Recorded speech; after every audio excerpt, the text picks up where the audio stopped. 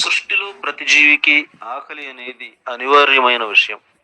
పరమేశ్వర charitable trust వారి ఆధ్వర్యంలో సదరు ట్రస్ట్ వ్యవస్థాపక అధ్యక్షులైన కందుల పరమేశ్వరరావు గారు విజయవాడ నగరంలోని వందలాది వీధి కుక్కలకు పోషకాహారం అందించే కార్యక్రమాన్ని చేపట్టడం జరిగింది.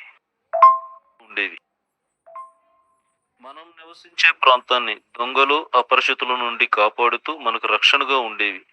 ఈ రోజు మారిన కాలమాన పరిస్థితుల వలన వాటికి ఆహారం దొరకడం కష్టంగా ఉంది సరికదా, కనీసం తాగడానికి మంచినీరు కూడా దొరకటం లేదు.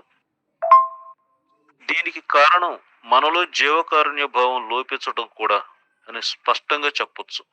సృష్టిలో ప్రతి జీవికి జీవించే హక్కు ఉంది.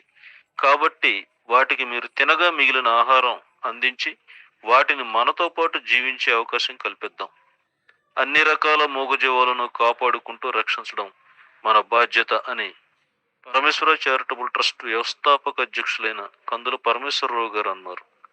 ఈ కార్యక్రమానికి సహాయ సహకారం మార్తాడు సాయి దినేష్ గారు అందించారు. వీధి కుక్కలకు ఉడికించిన ఆహారం ఉత్తమమైనది.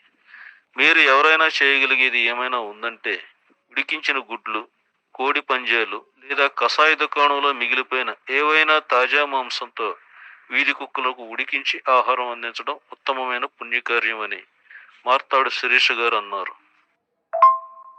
వీధి కుక్కలకు కుళ్ళిపోయిన మాంసం, కుళ్ళిపోయిన చేపలను తినిపించవద్దు. బలహీనమైన రోగనిరోధక శక్తి ఉన్న కొన్ని కుక్కలకు ఇది ప్రాణాంతకమైన నష్టాన్ని కలిగించవచ్చు.